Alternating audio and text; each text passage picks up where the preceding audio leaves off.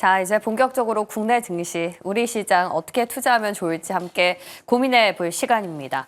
자, 먼저 외국인 순매수 상위 7개 종목부터 확인하면서 들어가 볼게요. 오늘도 1위에는 SK하이닉스가 올라와 있습니다.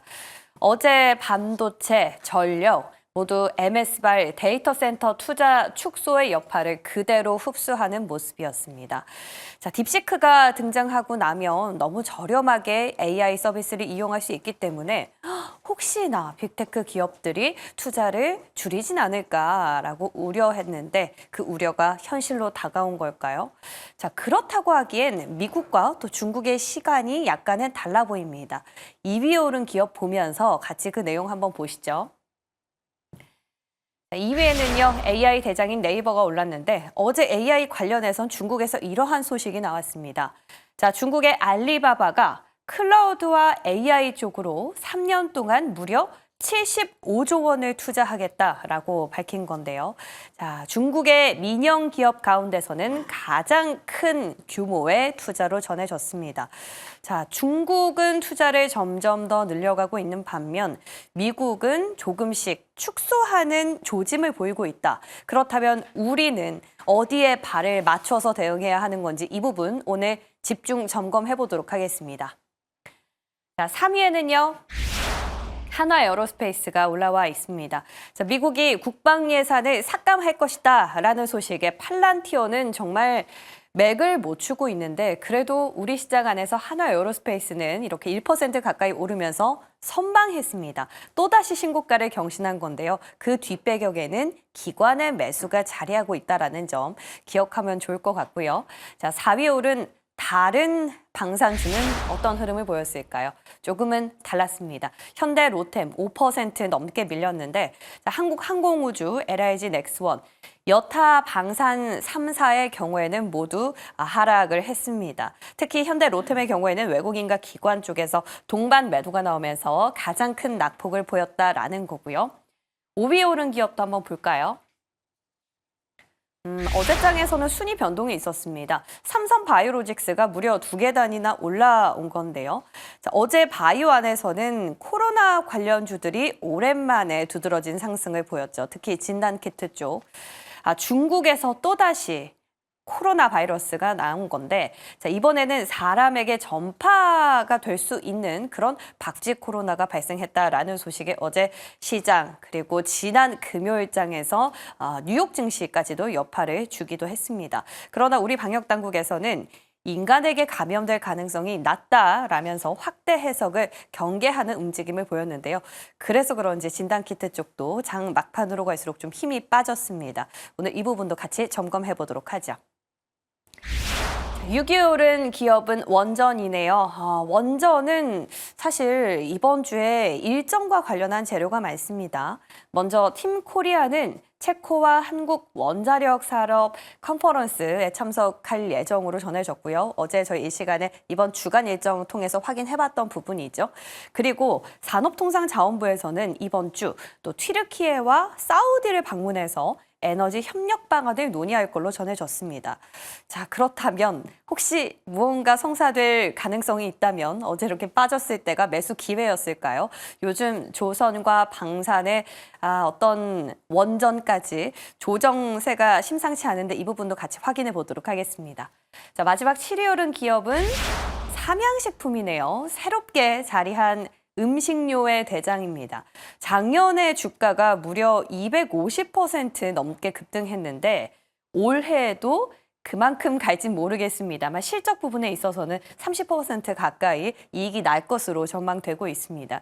그 밖에 또 중국 현지에 지금 공장을 설립하겠다라고 했는데 정말 그 공장이 만들어진다면 현지 진출 본격화와 함께 또 유럽, 남미까지 그 폭을 넓힐 수 있다라는 가능성이 점쳐지면서 주가의 상방은 더 열어놔야 된다라는 분석이 있는데요. 음식료주 계속된 랠리를 보여줄 것인지 궁금해지네요. 자, 이렇게 해서 오늘 외국인 순매수 상위 7개 기업 가운데 힌트를 좀 얻어봤고요. 이제 본격적으로 국내 증시에서 오늘장에 어떻게 투자하면 좋을지 지혜와 해안을 얻어보겠습니다. 자, 위즈웨이브 이권희 대표와 함께하겠습니다. 어서 오십시오. 네, 안녕하세요. 자, 먼저 새벽에 나온 트럼프 대통령 관련 소식부터 점검해 보겠습니다. 자, 요즘 미국, 러시아, 우크라이나, 유럽 이 국가들 간 셈법이 상당히 복잡한데요. 푸틴 대통령이 오늘 새벽에 이런 발언을 했습니다. 미국과 히토류를 협력할 준비가 되어 있다. 그리고 미국과 국방비를 50% 감축하는 데 있어서 합의를 할 수도 있다라는 건데요. 지금 키워드가 한 2개 정도 되죠. 히토류, 방산. 자, 근데 요즘 국방비와 관련해서 노이즈가 계속되고 있기 때문에 혹시 이런 워딩들이 오늘 우리 시장에는 어떤 영향을 줄지가 좀 궁금합니다. 우리 시장에 특별하게 영향을 줄 건 없을 것 같은데 일단 러시아 우크라이나 종전 임박하면 또 이제 나오는 거는 결국에는 뭐 재건 관련주 이슈가 좀 움직일 거고 히토류 관련된 종목들도 좀 움직일 가능성이 있는데 일단 히토류는 오히려 올라가기보다는 떨어지겠죠. 오히려 이제 러시아 우크라이나 관련돼서 왜 이 히토류 얘기가 나왔냐라는 부분인데 지금 우크라이나에 히토류가 많다는 건 다들 알고 있는 분들, 그러니까 자원이 많다, 뭐 히토류가 많다는 건 다시 많이 알려졌는데. 네, 또 난처하게 그게 러시아 점령 지역에 많습니다. 그러니까 그러다 보니까 러시아가 허락을 안 해주면 법적으로는 우크라이나 땅이지만 러시아가 점령을 하고 있는 지역에 히토류가 많다라는 거는 러시아가 협조를 안 해주면 채굴할 수 없다는 거죠. 네, 그런 부분들이 이제 지금 히토류 관련돼서 얘기가 좀 나온 거고요. 왜 우크라이나의 히토류를 가지고 러시아가 지금 뭐 합의를 해주냐 이런 얘기가 나올 정도로 지금 이렇게 하고 있고 또 하나 젤렌스키가 이제 와서 미국에 오히려 와서 히토류 관련된 이제 광물 채굴권이라든지 이런 것들에 대해서 사인을 하고 할 거다라고 뭐 트럼프가 이제 얘기를 공공연하게 하고 있습니다. 그러니까 이번 그 과정을 보면 푸틴 입장에서는 미국에서 받을 게 좀 많이 있고요. 여러 가지 이제 지금 뭐 원유를 파는 거에 있어서 제재도 있고, 그다음에 달러 결제 관련돼서 여러 가지 문제도 있기 때문에 스위프트에서 이제 빠진 부분. 그다음에 지금 미국이 이제 그 러시아의 자금을 일부 여야 자금, 달러 자금들을 동결시켜놨기 때문에 그런 부분들을 일부 해제해 준다라고 하면 푸틴 입장에서 협상 카드가 열려 있는 거죠. 그러면 트럼프 입장은 결국에는 유가를 떨어뜨리고 어떻게 보면 평화를 가져와서 평화를 원하시는 분이 아니라 돈 쓰기 싫어가지고 평화를 원하는 거거든요. 네, 그러면 이제 당연히 국방비도 아끼겠죠. 지금 뭐 사실 우크라이나 러시아가 전쟁을 했지만 사실 돈은 미국이 다 됐거든요. 그런 부분들 때문에 여전히 이제 젤렌스키 같은 경우는 본인의 권력을 유지하기 위해서 미국이랑 친하게 지낼 수밖에 없고 여러 가지 이제 상황들을 봤을 때 지금은 미국과 러시아가 어떻게 합의를 하느냐가 굉장히 중요하다. 이제 거기에 이제 좀 숟가락 얹으려고 마크롱이 또 이제 나서고 있긴 한데 사실은 지금 유럽의 뭐 프랑스나 독일 같은 경우가 나토 자체가 그렇게 힘이 없기 때문에 미국을 제외하면 나토의 힘이 너무 적다. 그러니까 한마디로 지금 얼마 전에 트럼프의 발언을 보면 GDP의 2%도 국방비를 안 쓰는 나라는 와서 말할 자격이 없다라고 할 정도로 대놓고 얘기를 하고 있습니다. 그래서 당분간은 이제 트럼프와 푸틴 간의 어떤 대화가 이루어지느냐에 따라서 종전 시기가 결정될 가능성이 높다라고 지금 보고 있고요. 물론 이제 유럽연합의 국가들, 독일이나 프랑스 같은 경우는 어떻게 해서든지 본인의 입지를 좀 차지하려고 노력을 하겠지만 그 과정에서 시간은 좀 걸릴 수 있을 수도 있습니다. 그러니까 당장 뭐 일주일 안에 종전하겠다 이렇게 하는 것도 러시아와 이제 미국은 합의를 할 수 있는데 유럽 연합에서 또 확인을 안 해줄 수 있거든요. 이제 여러 가지로 브레이크를 걸 수 있기 때문에 그런 부분들까지 고려를 한다라고 하면 조금 더 시간은 트럼프가 항상 얘기하는 것보다 좀 더 걸릴 수 있다라고 보시면 좋을 것 같습니다. 그러면은 지금 오늘 새벽에 나온 이런 푸틴 대통령의 발언에서 미국과 국방비를 서로 50% 줄이는 것에 합의할 수 있다라는 발언은 우리 방산에 어떤 영향을 거의 미치지 않는다고. 뭐 러시아가 우리 거를 쓰는 것도 아니고 미국이 우리 거를 쓰는 것도 아니기 때문에 네. 오히려 이제 유럽 연합에 있는 국가들이 국방비를 늘리는 부분들은 더 늘어날 겁니다. 가속화되겠네요. 예, 그건 네. 어쩔 수 없는 부분이고 제가 아까 트럼프가 이제 조롱하듯이 이제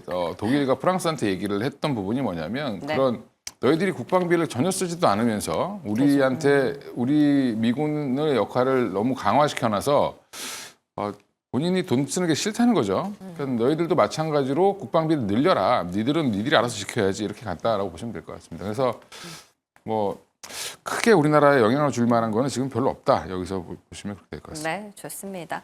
자, 새벽에 나온 푸틴 대통령의 발언 혹시나 우리 시장에 영향을 미칠까 싶어서 점검해 봤고요. 자, 이제 섹터별로 들어가겠습니다. 2차 전지입니다. 일단 단도직입적으로 궁금합니다. 지금 지난주에 저희가 질문 드렸을 때 2차 전지 아직까지는 미국발 불확실성이 남아있기 때문에 조금 지켜보자라는 의견 주셨어요. 근데 그 이후로 조금 제가 지켜보자는 게 아니라 약간은 이제는 보셔야 된다라고 얘기했는데 어. 한 방이 남아있다. 이렇게 아직. 얘기했죠. 예. 그래서 그것도 여전히 마찬가지고요. 어떠세요? 지금 트럼프가 지금 IRA에 신경 쓸 시간이 없어요. 지금 너무 지금. 우크라이나도 좀 해야 되고 러시아랑도 얘기도 해야 되고 관세도 지금 각 국가별로 다 치밀하게 지금 계산하고 있는 중이기 때문에 네. 지금 시장 예측은 3월이 아니라 한 4월 정도에 나오지 않겠나? IRA 관련해서요. 예. 이게 다 이달락되고 나면. 그렇죠. 그러니까 지금 얘기 안 나오니까 주가는 계속 올라오죠. 네. 별말 없네. 그러고 계속 잘 올라오는 노려야겠는데. 겁니다. 예, 계속 올라오는 건데 그래서 저도 예. 방향은 이제 바뀌어서 에코프로 머티라든지 이런 종목들 좀 보시라고 말씀을 드렸는데 네. 문제는 지금은 트레이딩 구간이다. 그러니까 아직 한 방이 남았어요. 그렇죠. 마지막에 이제 트럼프가 결코 좋게 얘기해 줄 일이가 없기 때문에 지금 기세를 보면 뭐 보조금 주겠다 이런 얘기 하겠습니까? 안 하겠죠. 그렇죠. 네, 그러면 보조금 삭감이라든지 여러 가지 이슈가 나오게 되면 그때 한 번 정도 출렁임은 있을 거다. 그러면 그때 오히려 마지막으로 매수 기회를 잡으시는 게 좋지 않겠나 생각하고 있고 오. 지금은 이제 인터배터리 얘기 나오잖아요. 지금 또 그렇죠. 3월 5일부터 열리는데 그게 우리 시장이 작년에 굉장히 큰 화두를 줬거든요. 작년에 그게 이제 전고체 배터리 관련돼서 삼성 SDI가 좀 빨리 만들겠다라고 하면서 전고체 배터리 관련주들이 막 급등을 했는데 이번엔 아마 실리콘 음극재가 주인공이 되지 않을까? 음극재요?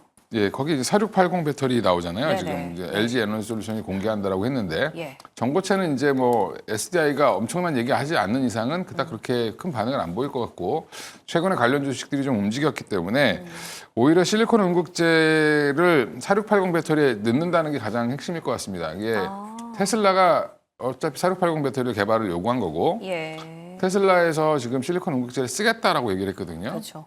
예, 그러면 대주전자 재료, 뭐 나노신소재 이런 종목들이 움직이겠죠. 그래서 벌써 움직이고 있고 이번 인터배터리까지는 전고체 배터리, 그다음에 실리콘 음극재 중심으로 종목들은 좀 움직일 가능성이 있다.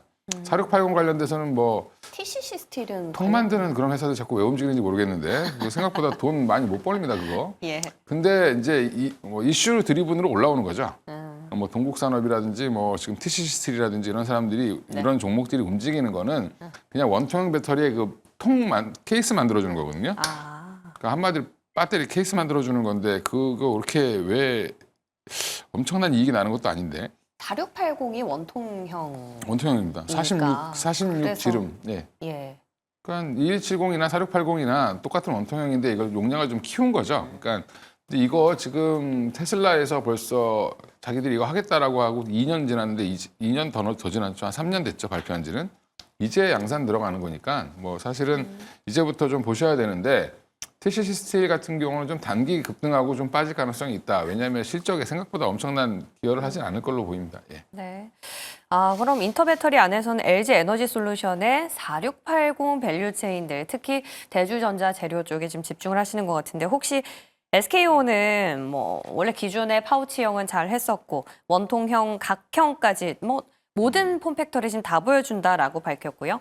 삼성 SDI는 화재 막는 기술을 선보이겠다라고 서로 지금 캐치프레이즈 좀 다른 것 같아요. 네. 그 밖에 셀 기업이라든지 소재는 볼만한 게 있을까요? 지금 이제 결국에는 이 나노 신소재라든지 이런 이제 실리콘 음극재 관련된 종목, 전고체 배터리 관련된 종목은 그러니까 실리콘 음극재는 이제 양산을 조금 더 이제 사용처가 늘어난다는 거에 대한 초점이 있는 거고 전고체 배터리는 이제 양산이 언제 될 거냐라는 거에 대한 그러면 삼성 SDI가 이번에 뭐 그 발표를 할지 안 할지 모르겠지만 네. 지금 우리가 이 정도 진도가 나가 있다라고 발표하면 또 반응을 하겠죠. 그렇죠. 예, 그리고 지금 나머지 그럼 뭘 봐야 되냐 또 결국엔 전통적으로 지금 많이 올라오고 있는 거 보면 전구체, 그 다음에 뭐 전액 관련된 종목들, 그 다음에 일부 양극재 종목들이 움직이죠. 네. 예, 그런 종목들, 그 다음에 최근에 PNT를 비롯해서 2차 전지 장비주들이 바닥권에서 꿈틀거리는데 그 이유는 대장인 PNT가 실적이 잘 나왔습니다. 4분기 때. 그 얘기는 투자가 생각보다 잘 되고 있다는 거잖아요. 그러니까 그런 부분들이 어떻게 보면 지금 2차 전지의 센티를 좀 좋게 해주고 있고 그러면 앞으로 한 6개월 뒤에는 좀 좋아지지 않을까? 지금 1분기 실적 당연히 안 좋을 거고요. 2분기 실적도 별로 안 좋을 겁니다. 근데 이게 마이너스 폭을 얼마큼 줄일 수 있느냐. 이거 이제 흐름을 좀 보겠죠. 그래서 지금 자리는 2차 전지는 한 번씩은 다 들어가서 반등을 줄 구간은 충분히 되고 있고요.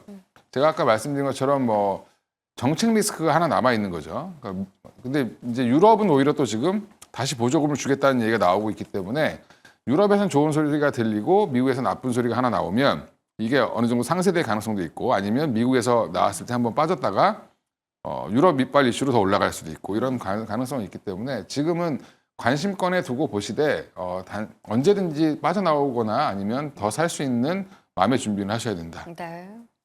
좋습니다. 2차 전지에 대한 투자 전략 저희 점검해 봤고요. 자, 이번에는 액침 냉각도 빠르게 한번 살펴볼까요? 엔비디아가 국내 협력사를 찾고 있다라는 소식 어제 저희도 전해드렸었죠. 이 소식이 아니나 다를까 시간 외처럼 반응이 나왔습니다. 그런데 막판에는 예상대로 또 윗꼬리를 달고 음봉으로 전환된 기업들도 꽤 있었는데요. 이번 주 우리 시간으로 목요일 새벽에 엔비디아 실적이 나오지 않습니까? 거기서 액침 냉각과 관련한 어떤 힌트가 있을 확률 어느 정도나 보세요? 액침 냉각 얘기는 안 할 거고요. 아마 액체 냉각 관련돼서 순행식 관련돼서 얘기를 할 겁니다. 그러니까 순행식, 지금 예. 기존의 공조 시스템을 좀 바꾸겠다라는 부분인데 그래서 지금 어제 다 빠졌는데 삼성공조만 상한가로 끝났거든요. 그러니까 삼성공조 같은 회사들이 오히려 좀 더 그 가능성이 높다. 그 얘기가 액침 냉각을 하려면 칩을 다시 다 개발해야 됩니다. 제가 얘기하는 게 액침 냉각은 아예 용액에다 담그는 거잖아요. 그러면 칩 자체 설계가 달라져야 되거든요. 그러면 그건 아마 제가 볼 때는 다음 차세대, 뭐 차차 세대 정도나 돼야지 나오지 않을까 생각하고 있고, 그 다음에 이게 기사가 잘못된 게 액침 냉각 기업을 찾는 게 아니라 액체 냉각. 자기들이 액체 냉각을 하기 위해서 관련된 기업을 찾는다. 그럼 액체 냉각은 또 다른 게 뭐냐면 진짜로 그냥 수도 파이프관 같은 이제 PVC관 같은 게 막 돌아다니는 거예요. 얇은 물로 내는 게. 그래서 열을 떨어뜨려서 물이 계속 순환해주는 그런 역할을 해주는 건데 공냉식보다는 조금 더 비용이 적게 듭니다. 이게. 그래요?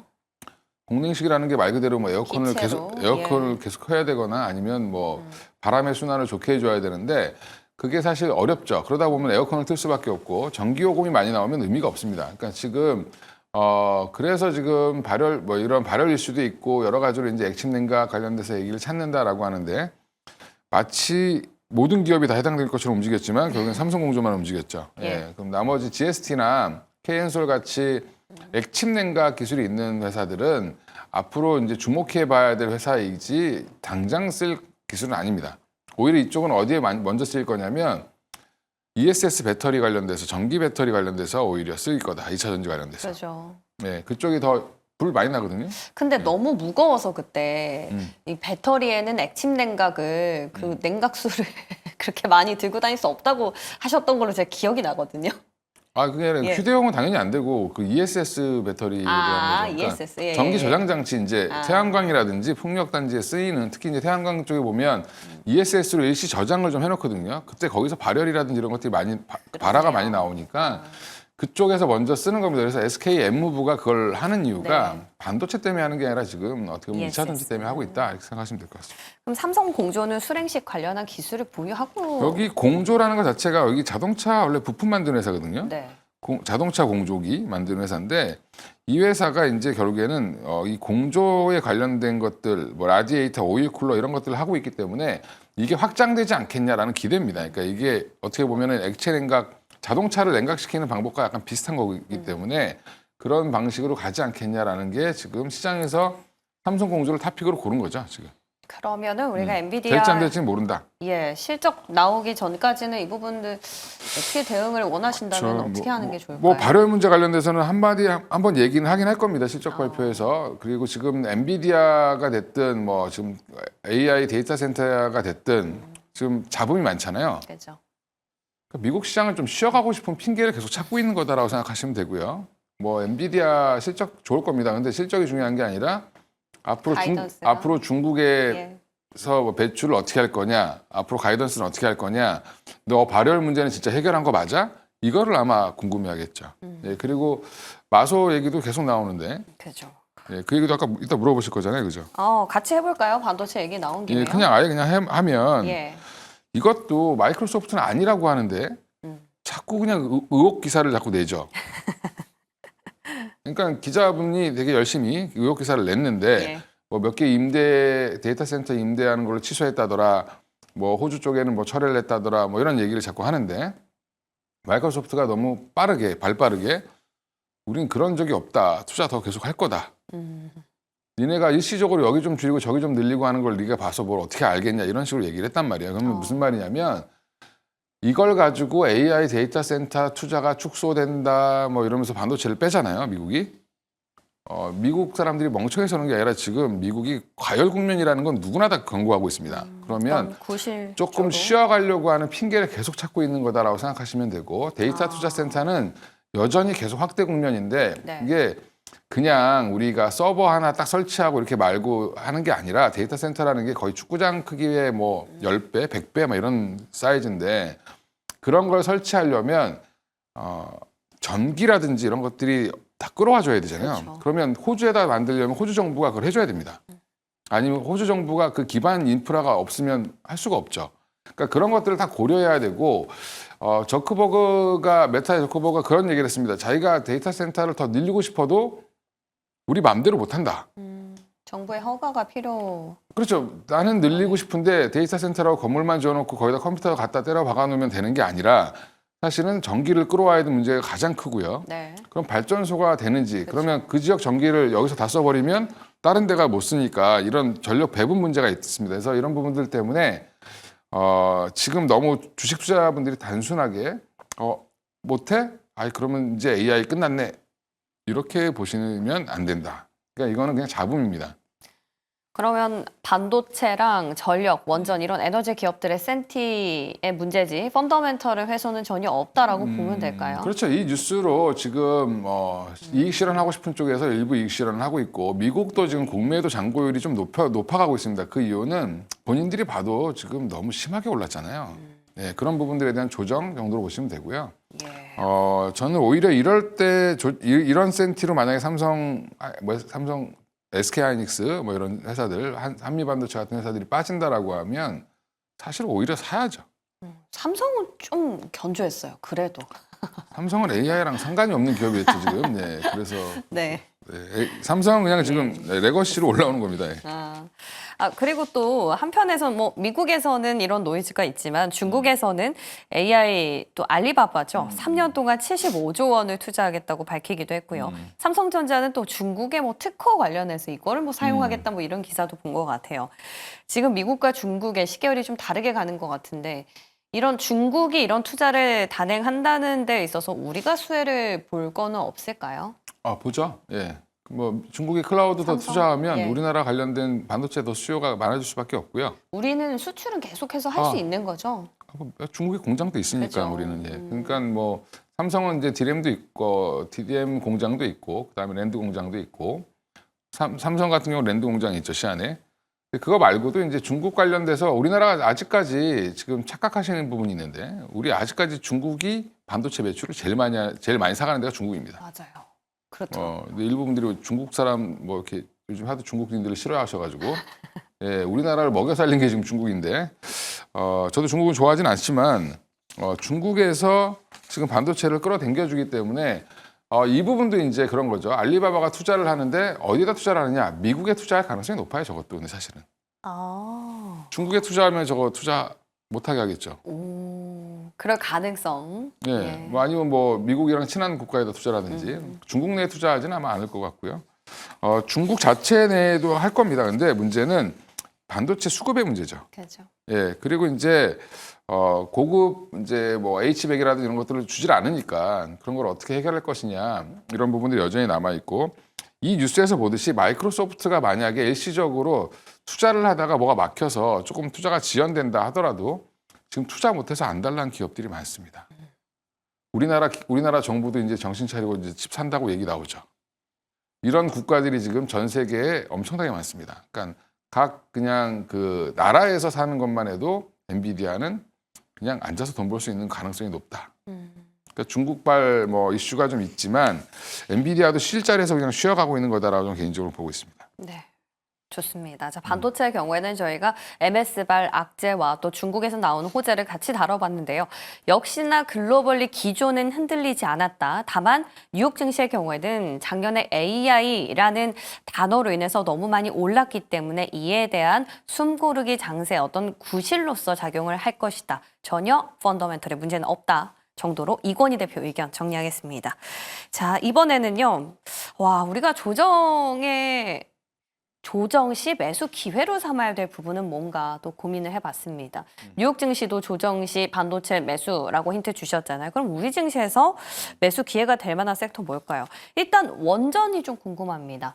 이번 주에 체코랑 한국 원자력 산업 컨퍼런스 참석을 해서 이제 막판 스퍼트를 좀 해보겠다라고 밝혔고 또 튀르키예랑 사우디에서 협력을 해보겠다고 산자부에서 떠났어요. 그런 재료를 보니까 어제 빠질 때 이거 샀어야 되나? 라는 생각이 들더라고요. 뭐 이렇게 너무 단기적으로 보지 마시고 어차피 뭐 지금 한다고 해서 바로 수주하는 것도 아니고 그래도 예. 산자부는 자기 밥그릇 지키기 위해서 계속 얘기하는 거죠. 그러니까 그 부서마다 자기들의 이권이 있기 때문에 그렇게 계속 이제 뭐 여기 지금 유럽 안 되니까 유럽 폴란드도 좀 뭐 사실은 잘 안 될 것 같고 하니까 그럼 우리 다른 데랑 열심히 해볼게 하고 있어 이렇게 얘기하는 거라고 생각하시면 되고요. 큰 틀로 보면 지금 원전 같은 경우는 결국에는 한번 조정이 단기 급등했죠. 두산에너빌리티가 최근 들어서 급상승을 했습니다. 그러니까 올해 초에 한 18,000원 부근에 있었던 주가가 지금 3만 원까지 한번 찍었기 때문에 조금 그냥 조정받는 정도 생각하시면 되고 원전은 지금 대형 원전은 플러스 알파로 생각하시고 결국에는 SMR 시장 이것도 결국에는 미국이 못 짓는 거를 우리가 해줄 수밖에 없는 그들이 원하기 때문에 그 조선주가 올라간 거랑 똑같은 그냥 그 결로 보시면 되고 네. 그럼 두산에너빌리티 최근에 조정 나오면 언제 사야 되냐? 뭐 저는 지금 한 28,000원 요맘때면 사보셔도 괜찮다. 물려도 결국에는 길게 보면 긴 시계열로 보면 괜찮다라고 보고 있고요. 대신에 종목을 너무 확산시키지 마시고 두산에너빌리티라든지 BHI 정도만 보시면 좋을 것 같습니다. 그럼 조선은 어떻게 해볼까요? 조선 좀 쉬겠죠. 근데 조선은 오히려 중국 선사의 해상운송 수수료 부과하는 게 어제장에선 일시적으로 해운주에 매기가 붙었지만 결국에 우리 배를 많이 건조하게 될 것이다라는 맥락에서 궁극적인 수혜는 조선이다라는 얘기도 있더라고요. 우리 배를 많이 건조해야 되는데 문제는 우리가 많이 건조할 도크가 없어요. 다 차서요. 슬러시. 네, 지금 중국이 70% 이상을 만들고 있습니다. 전 세계 작년 생산량이 71%인가를 중국이 담당했고 우리가 25% 정도였거든요. 근데 우리나라 옛날에 도크를 막 늘렸다가 한번 대차게 당한 적이 2007년도에 있었습니다. 그래서 지금 추가 증설이나 도크를 더 확대하지 않고 있는 거고 기업들이 늘려봐야 일할 사람도 없습니다. 그러니까 이제 요 선에서 지금 알차게 가겠다라고 지금 아예 되게 보수적으로 투자를 하고 있거든요. 그러니까 조선업이. 그러니까 그런 걸 보면 우리가 지금 무조건 뭐 중국 배에다가 돈 더 매기고 뭐 수수료 더 부과해서 우리나라로 배를 더 줄 거다. 중장기적으로는 그럴 수 있는데 만들 수 있는 능력이 한계가 있기 때문에 지금 중국은 도크를 계속 늘리고 있어요. 그러니까 뭐 이 부분은 미국에 입선하는 이제 뭐 미국이 참 창의적으로 중국의 조선업이라든지 해운업을 경계하고 있는 것 같은데 반사 이익은 있을 수 있겠지만 이미 저는 뭐 조선주는 조금 쉬어가는 국면에 들어갔다. 어제 안 그랬으면 어제 한 5, 6%씩 다 올랐어야 돼요. 그렇죠. 예. 자, 그럼 결국 고점에 대한 부담이 일시적인 것이 아니라 이제 정말 그 펀더멘털 측면에서 캐펙스를 확장을 할 수 있는지 그 여부가 중요해진 조선주입니다. 그래서 결론은 조정 시 매수는 원전 정도만 긴 시계열에서 가능하다. 두산에너빌리티 SMR 핵심 기업으로 꼽아주셨어요. 자, 지금 중국 얘기가 계속 나오는데 그 전에 우리 시청자분 우리 애청자분 한 분 계세요. 루주님. 실적은 우상향이라서 방산조선전력은 좀 길게 갖고 가자. 여기서 조선만 의견이 좀 다르신 것 같고. 아니 뭐 다 길게 보면 좋은데 문제는 이제 눈높이들이 다 높아졌죠. 방산조선이 너무 높아졌죠. 전력기기도 그렇고 다 눈높이가 높아지는 바람에 가이던스 충족 정도로 주가가 더 올라가지 못합니다. 그렇죠. 예, 그게 항상 문제죠. 시장에 과반영되어 있는 부분이 예. 좀 해소가 좀 돼야 되지 않나. 그래서 저도 이 세 뭐 다 좋게 보는데 조선방산 전력 다 좋게 보는데 문제는 좀 쉬어갈 국면이 좀 필요하다. 그래서 지금 너무 혼자 올랐잖아요. 그러면 다른 데 좀 올라가고 좀 쉬었다가 가야죠. 예. 공평하게. 예, 그러면 조금 지금 기간 조정이든 가격 조정이든 한번 좀 나올 가능성이 있다고 보고 있습니다. 네, 좋습니다. 자, 이렇게 해서 저희 매수 기회로 삼아볼 만한 섹터도 이제 점검 마쳤고요. 앞서 중국 얘기 지금 계속 나오고 있는데 중국 테마 관련해서도 빠르게 정리를 좀 해보겠습니다. 어제는 코로나였는데 코로나는 왠지 일시적이다라고 말씀 주실 것 같고 다음 주는 중국의 양회가 예정이 돼 있습니다. 대규모로 부양책이 나올 것이다라는 전망이 팽배하기 때문에 지금 중국 관련해서는 오히려 화장품, 엔터 이런 것보다요. 소비주나 철강, 국내에 상장된 중국 기업 등으로 투자 전략을 삼아보는 게 어떤가라는 얘기들 좀 하시더라고요. 양회 관련해서는 그게 어떻게 지금 보세요? 미국 내에 상장되어 있는 중국 주식들이 워낙 좋으니까 그죠. 그렇게 지금 네. 움직임을 또 갑자기 또 중국에 관심을 갖고 계신데 양회는 항상 열릴 때마다 최근에 뭐 경기 부양책 엄청나게 나온 게 뭐 있었나요? 이구환신 빼고 그죠? 이구환신도 처음에 나왔을 때는 뭐라 그랬냐면 아 이거 뭐야 이랬습니다. 이제서야 좀 빛을 그러니까 발하죠. 이게 예전에 10년 전의 중국과 지금의 중국이 경제 규모가 달라졌기 때문에 네. 이게 뭐 돈을 풀어서 경기 부양하려면 진짜 이게 우리나라 예산만큼 풀어야 돼요. 근데 이게 그렇게 하기 어렵습니다. 그러니까 별로 기대하지 마시고 네. 한한령 해제도 사실은 이게 해제돼야 되는갑다 하는 거지. 뭐 일부 언론사에서 5월 해제 이렇게 얘기하는데 그분이 무슨 근거로 그렇게 얘기하시는지 모르겠지만 이것도 뭐 신호는 간단합니다. 연예인이 공연하러 갔는데 허락해주고 중국의 단체 관광객이 한국의 명동에 등장을 했다. 그러면 이제 끝난 거죠. 예. 문화 사절단 파견 얘기도 있지 않습니까? 다음 달에.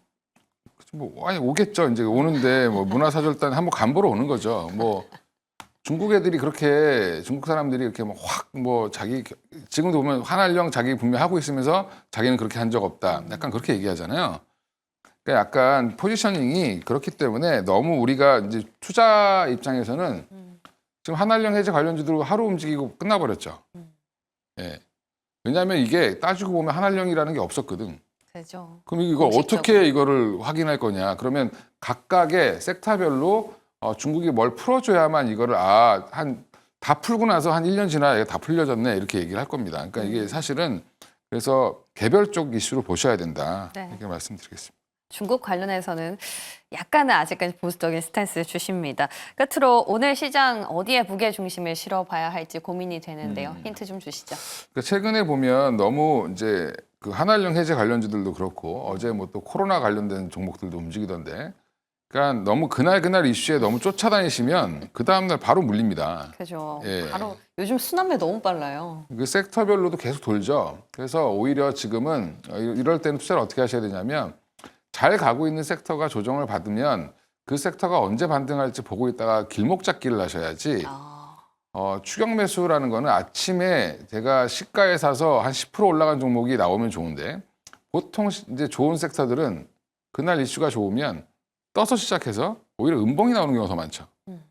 그럼 따라 사셨다가 물리는 겁니다. 그러니까 이런 부분들 때문에 너무 이제 추격 매수 하시지 마시고 조금 길목을 잡는 매수를 좀 하실 필요가 있고 특별하게 이게 엄청나게 뭐가 좋아져서 올라가는 것도 아니고 뭐 나빠서 떨어지는 것도 아닙니다. 근데 결국엔 지금 아까 말씀드린 것처럼 뭐 원전이 됐든 방산이 됐든 뭐 반도체가 됐든 큰 시계열로 나쁘지 않다라고 보면 내가 언제 반등을 할 때 노릴 것이냐 이렇게 접근하시고 좀 현금을 좀 갖고 계셔야 이게 가능하겠죠. 그래서 아니면 좀 좋게 보시는 거는 좀 당분간 잊고 넣어놓으셔도 된다.